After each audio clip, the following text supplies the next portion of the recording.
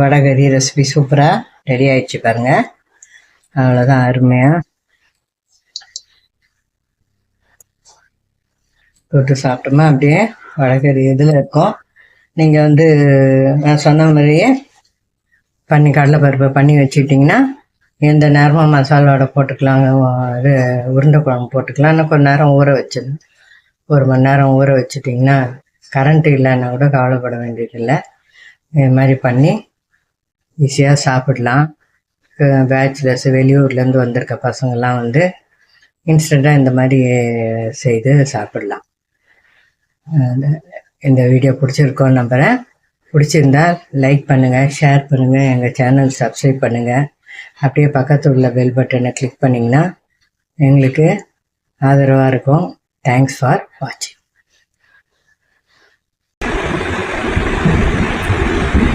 எப்படிப்பா இருக்கு இன்ஸ்டன்ட் வடகறி? நல்லா இருக்கு. இந்த இட்லிக்கு வடகறி காம்பினேஷன் சூப்பராக இருக்குன்னு சொல்லிட்டாரு. ஒரு அவசரத்துக்கு ரெடி பண்ணி வச்சிக்கணும்னா யாருன்னா கெஸ்ட்டு வந்தாலும் சரி, இல்லை நமக்கு தேவைப்பட்ட நேரத்துக்கு இங்கே ஹோட்டலில் வாங்கிறது வீட்டில் அழகாக பண்ணி சாப்பிட்டுக்கலாம்.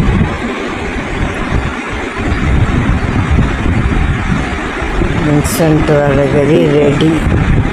சூப்பராக இருக்கான், அருமையாக இருக்கும். வீட்லேயே ரெடி பண்ணிக்கலாம். நம்ம வெளியில் போய் வாங்கணுன்ற அவசியம் இருக்காது. தேங்க்ஸ் ஃபார் வாட்சிங்.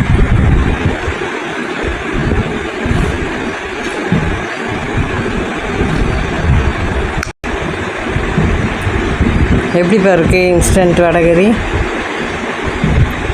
நல்லா இருக்கு. இந்த இட்லிக்கு வடகறி காம்பினேஷன் சூப்பராக இருக்குன்னு சொல்லிட்டாரு. ஒரு அவசரத்துக்கு ரெடி பண்ணி வச்சிக்கணும்னா யாருன்னா கெஸ்ட்டு வந்தாலும் சரி, இல்லை நமக்கு தேவைப்பட்ட நேரத்துக்கு இங்கே ஹோட்டலில் வாங்கிறது வீட்டில் அழகாக பண்ணி சாப்பிட்டுக்கலாம். Instant vadacurry ready. சூப்பராக இருக்கான், அருமையாக இருக்கும். வீட்லேயே ரெடி பண்ணிக்கலாம். நம்ம வெளியில் போய் வாங்கணுன்ற அவசியம் இருக்காது. தேங்க்ஸ் ஃபார் வாட்சிங்.